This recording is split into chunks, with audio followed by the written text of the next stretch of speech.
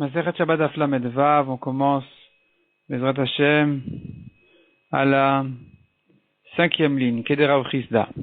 La Gemara avait ramené 3 braïtot à propos du chauffard et des trompettes, est-ce qu'on a le droit de les porter pendant Shabbat ou pas? Évidemment, il ne s'agit pas de les sortir au Reshut Arabim, il s'agit même dans la maison, est-ce qu'il y a un problème de Mouktsé, oui ou non? Dans une braïta, on a vu que les deux sont permis, dans l'autre, on a vu les deux sont interdits, dans la troisième, on a vu l'un est permis et l'autre est interdit. Et la Gemara ramenait effectivement, c'est une marloquette entre trois Tanaïm. Nous avons Rabbi Shimon qui permet tout, qui ne craint pas le Mouktsé ni du chauffard ni des trompettes. Nous avons Rabbi Yehuda qui lui est au milieu, il interdit les trompettes mais il permet le chauffard. Et nous avons Rabbi Nechemia qui interdit tout. Et la Gemara avait encore précisé que dans la braïta de Rabbi Nechemia, on avait commencé par le chauffard en disant qu'on n'a pas le droit de porter, de bouger, de toucher. Il n'y a pas de problème de Mouktsé pour le chauffard ni pour les trompettes. Et la Gemara dit que quand cette braïta elle dit chauffard et chatzotzrot, en réalité, il faut inverser les mots. Il faut inverser le sens des mots. La braïta pour dire chauffard, elle dit chatzotzrot, elle dit trompette. Pour dire chatzotzrot, trompette, elle dit chauffard. Elle avait inversé les mots. Et de cette manière-là, on va comprendre que Rabbi Nechemia disait qu'on n'a pas le droit de porter non seulement les trompettes, mais même le chauffard. Alors que la braïta elle a commencé par le chauffard, elle aurait dû commencer par les trompettes, mais quand elle commence par le chauffard, elle veut dire par la trompette. Ces mots sont inversés. Et la Gemara ramène plusieurs exemples de mots dont le sens a été inversé. Le sens est inversé, donc avec les générations, le sens est inversé des mots. Donc nous avons déjà chauffard et chatzotzrot qui veut dire chauffard voudrait dire trompette et non pas chauffard. Chatzotzrot qui normalement veut dire trompette voudrait dire chauffard. Et donc là, c'est ce que la Gemara ramène maintenant à Frisda. D'Amar Rav Chisda en début de ligne. Hanetlat mile ishtane shmayu michicharav et amigdash. Ces trois choses suivantes, leur nom a été changé depuis la destruction du Beth Amikdash. Chatzotzrata shofra, shofra chatzotzrata. Trompette, on l'appelle chauffard, chauffard, on l'appelle trompette. Lema nafkamina, quelle importance? Les chauffards chez le Rosh Hashanah. Pour qu'on sache que, quand on parle du chauffard de Rosh Hashanah, alors, nous, on connaît bien le chauffard, on connaît la lachot, on sait que chauffard, c'est chauffard. Mais quand on dit un homme simple, tu sais qu'il faut sonner pendant Rosh Hashanah du chauffard, si tu lui dis chauffard, il va entendre par la trompette. C'est comme ça qu'il a l'habitude de comprendre, de traduire le mot chauffard. Donc, dis-lui trompette, dis-lui chatzotzra, pour qu'il comprenne qu'il s'agit vraiment du chauffard. Puisque ces mots-là ont été inversés avec le temps chez les simples du peuple. Deuxièmement, est inversé aussi, arava tzaftefa arava. Arava, c'est le sol, les feuilles de sol qui sont mises dans le loulav. Tzaftefa, c'est une autre espèce qui est psoula pour le loulav.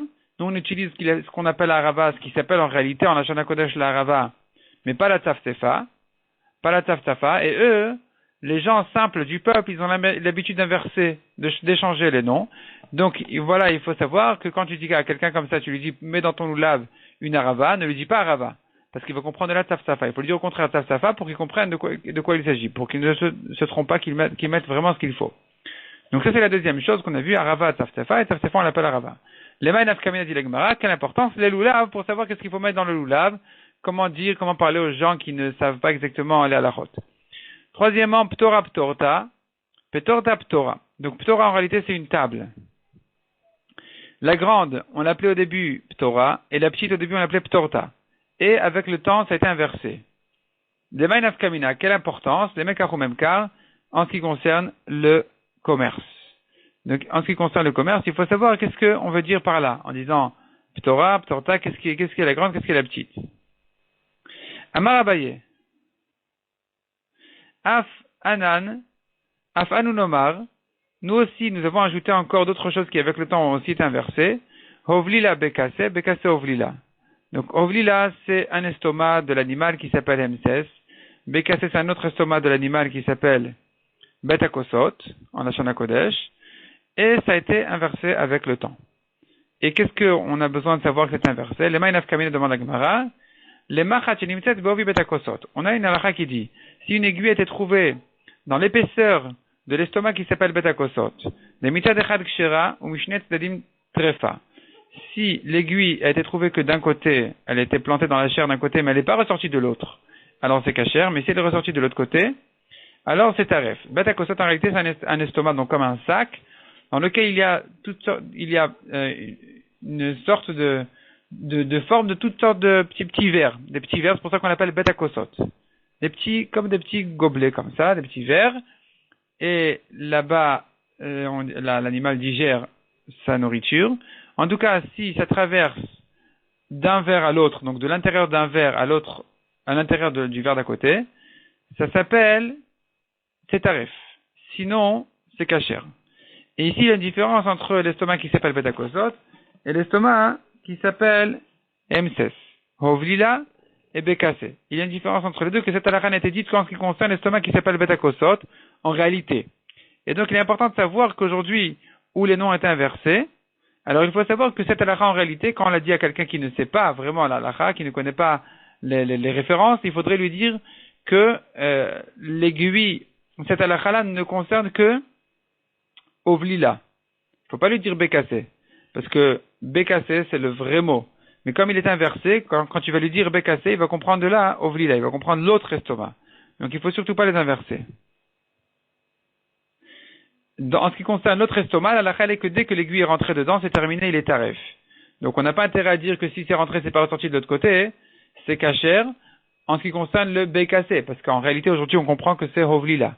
Donc il faudrait lui dire très clairement, si c'est ovlila, et moi, je sais, le Rav qui va lui apprendre cette halakha, il sait que le ovlila, en réalité, c'est le vrai betakosot, mais aujourd'hui, on l'appelle ovlila, on l'appelle comme l'autre, MSS. Dans ce cas-là, c'est kasher si c'est pas ressorti de l'autre côté. Amar Ravashi, Afanu Omar. Ravashi ajoute encore un mot qui est inversé, une notion qui est inversée avec le temps, Bavel, Boursif, Boursif, Bavel. Donc Bavel, c'est le pays de Bavel, et aujourd'hui on l'appelle Boursif. Et la région de Boursif, on l'appelle aujourd'hui Bavel. Les Maïnaf Kamina, à quelle importance? Les Gite Nashim. Gite Nashim, il faut écrire dans un guet, dans le guet d'une femme, quand un homme il divorce sa femme, il doit écrire sans se tromper le nom de sa ville, et donc il faut savoir, ça c'est la deuxième explication de Rashi, donc il faut savoir exactement comment appeler cet endroit-là, et donc il est important de savoir exactement comment ça s'appelle. Hadran alach bame madlikim. On commence Bezrat Hashem le troisième pérec, qui va traiter la halakha de cuisson pendant Shabbat. Donc il faut savoir que, au-delà de l'interdiction de la Torah de cuire pendant Shabbat, il est aussi interdit, pendant Shabbat, de remettre une marmite sur le feu, et encore plus que ça, de laisser une marmite sur le feu, même avant Shabbat. Si le feu est découvert, on a un problème de laisser la marmite sur le feu. Il faudrait vraiment quelques conditions pour qu'on puisse la laisser cuire sur le feu. Et donc maintenant, notre Mishnah dit comme ça. Il faut aussi d'ailleurs faire la différence entre le type de four. Nous avons deux types de fours essentiels, encore même un troisième. On a ce qui s'appelle kira. Kira, il y a là-bas la place pour 2 casseroles. C'est plus large, c'est moins chaud. Il y a ce qui s'appelle tanour, qui était à la base large, et en hauteur du tanour, le four, il va et il devient de plus en plus étroit. Et de plus en plus étroit. Et là-bas, on ne met qu'une seule marmite, et il est très très chaud. Nous avons encore un four entre les deux, qui s'appelle koupar, qui est carré, c'est pas qu'il il devient pas étroit en haut, donc la chaleur, elle ne se renforce pas, mais d'autre part, il ne contient qu'une seule casserole, donc finalement, c'est quand même plus chaud qu'une kira. Donc ça, c'est une chose à savoir. Deuxièmement, comment est-ce que le feu est alimenté? Est-ce qu'on lui a mis de la paille, des brindilles, ou bien on lui a mis vraiment des morceaux de bois? Ou bien des morceaux de bois, ou quelque chose qui brûle très fort. Donc, et ça fera aussi les différences dans toutes ces halakhot, comme on verra tout de suite. Et donc, on commence maintenant notre Mishnah qui dit comme ça. Kira, comme on a vu, c'est un four qui contient 2 casseroles, qui n'est pas très chaud. Chez ici quoi, bekash ou bekvava? Ici quoi, on l'alimentait bekash avec de la paille, bekvava, ça doit être aussi des brindilles ou quelque chose comme ça. Notnim ala tavshil, on peut mettre un plat dessus. La Gemara va expliquer ce qu'il s'agit de vendredi après-midi de laisser le plat ou il s'agit de remettre la marmite sur le feu pendant Shabbat. Par contre, dit la Mishnah, begefet ou be'etzim, si le feu est alimenté avec gefet Rashi explique, c'est les résidus de sésame. Donc il en a fait, une fois qu'il a sorti l'huile, il reste donc les résidus qui s'appellent gefet, qui font un feu plus important, ou be'etzim ou avec des bois, loïten, il ne peut pas mettre sa marmite là-bas, achigrof, jusqu'à ce qu'il retire les braises, O achiten et tefer, ou bien jusqu'à qu'il les voile, qu'il les cache avec une petite couche de cendre. Et donc là, ça va un petit peu refroidir les braises et ça va lui faire un rappel. Tout ça, c'est pour lui faire un rappel de ne pas, pendant Shabbat, ne pas tripoter les braises. Bet Shammai Omrim, Chamin Avalot Avshil. Ici, il y a encore une troisième chose à savoir. Quel est le contenu de la marmite? Selon Bet Shammai, Chamin Avalot Avshil. Tout ce qu'on a permis, tout ce qu'on a dit ici, c'est que pour de l'eau chaude, mais pas un plat à cuire. Ou Bet Hillel Omrim, Chamin Vet Avshil. Bet Hillel permettent même un plat. Non seulement l'eau chaude, mais même un plat. Rashi explique la différence, c'est que dans le plat, qu'il y a quelque chose de la nourriture à cuire, il est encore plus intéressé par sa cuisson, et donc il risque plus de tripoter les braises. Bet Shammai Omrim notlin avalo marzirin, ou Bet Hillel Omrim af marzirin. Selon Bet Shammai, on a le droit de retirer la marmite, mais on n'a pas le droit de la remettre. Là-bas, mais selon Bet Hillel, on a le droit même de la remettre. Et là, la Gemara, elle pose la grande question. Ibaya Leo. On s'est posé la question. Hay loiten. Que veut dire ici loiten? Il ne met pas. Il ne met pas la marmite là-bas sur le four, comme on a dit. Est-ce que ça veut dire loyachziru? Il n'a pas le droit de remettre sur le feu. Aval lishot mashin, mais de le laisser, il a le droit. Afalpi sheno garouf eno katum. Même si laisser la marmite ce serait permis, même si elle est ni garouf ni katoum. Donc garouf et katoum, c'est pas la peine de répéter à chaque fois. Garouf et katoum, c'est une notion qui se répète tout le temps ici, qui veut dire garouf. Ça veut dire on a retiré les braises du four. Katoum, ça veut dire on a couvert les braises de cendre. Donc ça s'appelle garouf et katoum. Cette solution-là de garouf et katoum, elle résout en général le problème de laisser ou même de remettre la marmite sur le feu pendant Shabbat. Parce qu'une fois que les braises sont retirées ou bien qu'elles sont couvertes, ils ne risquent pas vraiment de les tripoter pendant Shabbat. Donc ici la question se pose. Est-ce que notre Mishnah est en train de dire que il n'a pas le droit de remettre la marmite sur le feu, mais de laisser la marmite sur le feu c'est permis, même s'il n'est pas garouf et katoum. Il a le droit quand même de laisser la marmite, même si le feu n'est pas couvert. Ou man et Hanania, comme qui va notre Mishnah comme Hanania. Detania Hanania Omer. Kol shuk emachal ben drusai. Tout plat, tout aliment qui a été cuit déjà, un tiers de sa cuisson, comme ce que avait l'habitude de manger Monsieur Ben Drusai, qui était un bandit, qui n'avait pas le temps de s'occuper de cuire sa nourriture correctement. Et donc, ça s'appelle déjà cuit, ça c'est mangeable. Un tiers c'est déjà mangeable. Et Hanania disait que toute chose comme ça, tout plat qui a été cuit, Kemachal Ben Drusai, Mutar lishoto al gabe kira, il a le droit de laisser sur la kira, sur le four qui s'appelle kira, falpi sheno garouf eno katoum. Même si c'est pas garouf et katoum. Donc selon Hanania, on a le droit de laisser sur un feu qui n'est pas garouf et katoum, à partir du moment où ça a été cuit déjà un tiers de la cuisson. Et donc tout ce que notre Mishnah interdit, c'est pas de laisser, c'est de remettre. Notre Mishnah qui nécessite que ce soit garouf et katoum, elle ne parle pas de laisser, elle ne parle que de remettre. Pour remettre, effectivement, il faut que ce soit garouf et katoum, même selon Hanania. Ça, c'est une lecture de la Mishnah.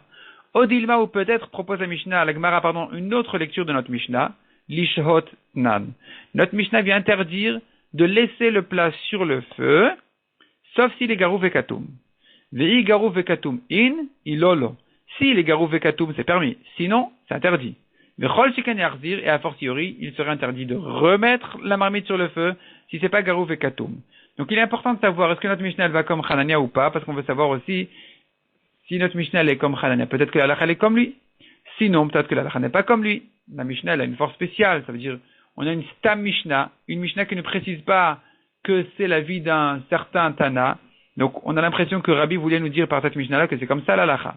Et donc il faut savoir est-ce que notre Mishnah vient interdire même de laisser si c'est pas garouf et katoum, comme Chachamim, contre Hanania, ou non, ou elle ne vient interdire que de remettre, si c'est pas garouf et katoum, mais de laisser, il serait permis de laisser le plat sur le feu, même découvert, vraiment sur le feu, même s'il n'est pas garouf et katoum, à partir du moment où c'était cuit, Kemachal ben Roussaï, un tiers de sa cuisson. Tashma l'Agmara, maintenant elle va commencer sa recherche, à savoir exactement de quoi notre Mishnah parle. C'est une longue recherche qui va se terminer que dans le daf suivant. Donc Tashma vient, écoute.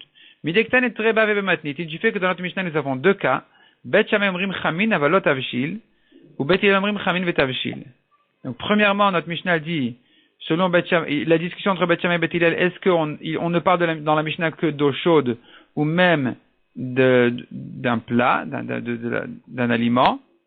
Selon Bet Shammai, que de l'eau chaude, selon Bet Hillel, même tavshil, même un plat. Bet Shammai, deuxième sujet de la Mishnah, Bet Shammai omrim notlin aval lo marzirin, ou Bet Hillel omrim af marzirin. Deuxième discussion, que selon Bet Shammai, il n'est permis que de retirer mais pas de remettre, selon Bet Hillel, il est permis même de remettre. Et là, la Gemara va commencer à analyser ces deux discussions-là de la Mishnah. Ça va bien si tu dis que notre Mishnah est venue interdire même de laisser le plat sur le feu s'il n'est pas garouf et katoum. Si je comprends comme ça dans la Mishnah, alors je pourrais lire la Mishnah facilement. Achiktane. Maintenant, on pourra lire la Mishnah comme ça facilement. Kirash itikwa bekashu bekvava. Si le four est alimenté de, comme on a dit, de paille, de brindilles, machine ale atavshil. Donc la Mishnah, on est en train de dire qu'elle est en train de parler donc de laisser la marmite sur le feu. Et donc la Mishnah nous dit que si c'est alimenté par des pailles, des brindilles, on a le droit de laisser. Par contre, begefet ou be'etzim, si c'est un feu plus important, qui est alimenté par gefet, on va dire que c'est les résidus de sésame, ou bien des bois, lo yashhe ad sheigrof wachiten efer, il n'a pas le droit même de laisser la marmite sur le feu, sauf si il a retiré les braises ou qu'il a recouvert de cendres. Ou ma'en machine, et qu'est-ce qu'il sera permis à ce moment-là de laisser sur le feu? Bet Shammai omrim chamin avalot avshil, selon Bet Shammai que de l'eau chaude, ou Bet Hillel omrim chamin vet avshil, selon Bet Hillel l'eau chaude et de même de la viande ou d'un plat à cuire, à partir du moment où c'est garouf et katoum, comme on a dit. Vechiachi de plige belishot, et de la même manière qu'ils sont en discussion en ce qui concerne la question est-ce qu'on a le droit de laisser sur le feu, nami belarzir. Ils sont aussi en discussion dans un deuxième cas, est-ce qu'il est permis de remettre la marmite sur le feu ou pas? Chez Bet Shammai omrim notlin aval lo marzirin, selon Bet Shammai on a le droit que de retirer mais pas de remettre. Donc de retirer ça veut dire même si on avait le droit de le laisser pendant Shabbat, puisque c'est garouf et katoum comme on a dit. Cependant il serait interdit de remettre, ou Bet Hillel omrim af marzirin. Selon Bet Hillel, on a le droit même de remettre à partir du moment où c'est garouf et katoum. Selon Bet Shammai, on n'a pas le droit de remettre même si c'est garouf et katoum. C'était la condition pour laisser, mais pas pour remettre. Selon Bet Hillel, puisque c'est garouf et katoum, on a le droit même de remettre. Donc la Mishnah, elle se lit bien, elle se lit facilement, si je dis que la première discussion de la Mishnah, elle n'est pas en ce qui concerne remettre, mais en ce qui concerne laisser. Laisser le plat serait aussi interdit, selon tout le monde, sauf si c'est garouf et katoum. La Mishnah vient ajouter à la fin que de la même manière, ils sont en discussion, est-ce que il est permis, pas de la même manière donc, ils sont en discussion, est-ce qu'il serait permis aussi de remettre une fois que c'est garouf et katoum, que Bet Shammai ne permette pas, Bet Hillel permette. Mais si tu dis que notre Mishnah, elle est en train de dire que il est interdit de remettre, sauf si c'est garouf et katoum, alors, Achiktane, comment va se lire la Mishnah? Hachi, ainsi se lira la Mishnah. Viens, on essaye, dit la Gemara. La Gemara dit, bon, viens, on essaye de lire, pas de problème. Kirash ici quoi, bekashu bekvava, si le four est alimenté de paille, de brindilles, marzirin à la tavshil. Donc, on est en train de dire que la Mishnah, quand elle dit yiten, elle veut dire de remettre. Donc, viens, on essaye. On essaye de lire comme ça la Mishnah. Donc, la Mishnah, elle voudrait dire que dans ce cas-là, il est permis de remettre la marmite sur le feu. Par contre, begefet ou be'etzim lo yachzir, si c'est alimenté par les résidus de sésame ou les bois, il est interdit de remettre jusqu'à ce qu'il balaye, qu'il enlève les braises ou bien qu'il les couvre de cendres. Ou men marzirin, et qu'est-ce qu'on a le droit de remettre sur le feu, puisque c'est ça qu'on est en train de parler tout le temps? Bet Shammai omrim chamin avalot avshil, selon Bet Shammai que de l'eau chaude, pas des plats. Ou Bet Hillel omrim chamin vet avshil, selon Bet Hillel aussi bien de l'eau chaude que même des aliments à cuire. Et maintenant, enfin, qu'est-ce que la Mishnah, elle continue, elle termine en disant Bet Shammai omrim notlin aval lo marzirin, selon Bet Shammai il est permis que de retirer mais pas de remettre. Ça se lit plus ça. On est en train de parler maintenant de remettre. Jusque là on a dit que quand il faut que ce soit garouf et katoum pour remettre. Donc comment je peux lire Bet Shammai omrim notlin aval lo marzirin, permet de retirer mais pas de remettre? C'est illisible. Ou Bet Hillel omrim af marzirin, selon Bet Hillel on a le droit de remettre. Donc on va dire que le début de la Mishnah va selon Bet Hillel. Le début de la Mishnah qui disait qu'on a le droit de remettre que si c'est garouf et katoum, disons que ça va comme Bet Hillel. Mais alors comment je lis ici la fin de la Mishnah? Ou Bet Hillel omrim af marzirin. Ça y est, on l'a déjà enseigné. Hatou lamali. À quoi ça? Qu'est-ce que ça vient nous ajouter encore selon Bet Hillel? On pourrait peut-être même dire mieux que ça. D'ailleurs, Rachid dit pas comme j'ai dit. Rachid dit, Bet Shammai Omrim Notlin Velo Marzirin, le Rachid à la fin ici, côté gauche en bas, Al Korach Atavshil Kaime. C'est-à-dire, on n'est pas obligé de dire que le début de la Mishnah ne va pas comme Bet Hillel. On peut dire que ce que la Mishnah, elle interdit, elle a permis si c'est Garouf et Katoum, ça pourrait aller selon Bet Shammai dans le cas de Tavshil. Donc, on a dit Bet Shammai ne permettent pas, on a dit que Bet Shammai ne permettent que de l'eau à remettre si c'est Garouf et Katoum, mais pas de la nourriture. Et là, Bet Shammai se répète en disant, on a le droit de retirer la marmite, mais pas de la remettre. Pas de la remettre, pourquoi? Parce que c'est pas de l'eau chaude. C'est pas de l'eau, donc on n'a pas le droit de remettre, même si c'est Garouf et Katoum. Et Bet Hillel, ils disent quoi? Ils disent, on peut même remettre. On peut même remettre, donc, même si c'est pas de l'eau chaude, même si c'est un plat, on a le droit de le remettre. C'est une répétition. Bet Shammai et Bet Hillel viennent déjà de discuter. Est-ce que Garouf et Katoum permet de remettre un plat qui n'est pas de l'eau chaude? Oui ou non? Que Bet Shammai ne permette pas, Bet Hillel permette. Donc la dernière phrase de la Mishnah, la dernière discussion, ce qu'on a le droit de remettre ou on n'a pas le droit de remettre, qui ne se rapporte finalement que sur Tavshil, pas sur Chamin, finalement, elle a déjà été dite juste avant. Elle sert plus à rien, puisqu'on est en train de dire que la Mishnah, elle parle toujours de Marzirin, de remettre. Donc, si on disait que notre Mishnah ne parle pas de remettre, elle parlait que de laisser, je comprends. La Mishnah, elle viendrait nous dire, sache que pour laisser, il faut que ce soit Garouf et Katoum. Et d'ailleurs, pour remettre, selon Bet Shammai, ça sera interdit, même si c'est Garouf et Katoum, mais selon Bet Hillel, ça sera permis. C'est une nouvelle marloquette. Mais si je te dis que la première marloquette, elle était de remettre, que le début de la Mishnah parlait de remettre, que selon Bet Shammai, je n'ai le droit de remettre sur Garouf et Katoum que de l'eau, et selon Bet Hillel, même un plat à cuire. Et donc, qu'est-ce qui se répète? Je comprends pas la fin de la Mishnah qui se répète. Selon Bet Shammai, c'est interdit de remettre. Pourquoi? Parce qu'on est en train de parler d'un plat. Selon Bet Hillel, c'est permis, parce qu'ils permettent même un plat. C'est une répétition. Donc, d'ici, la Gemara veut prouver que la Mishnah était en train de parler de laisser un plat et non pas de le remettre. Et donc, on verrait d'ici qu'il serait interdit même de laisser un plat sur un feu s'il n'est pas Garouf et Katoum. La Gemara va repousser cette preuve-là et ça se prolonge dans le daf suivant. Mais on s'arrête là pour aujourd'hui.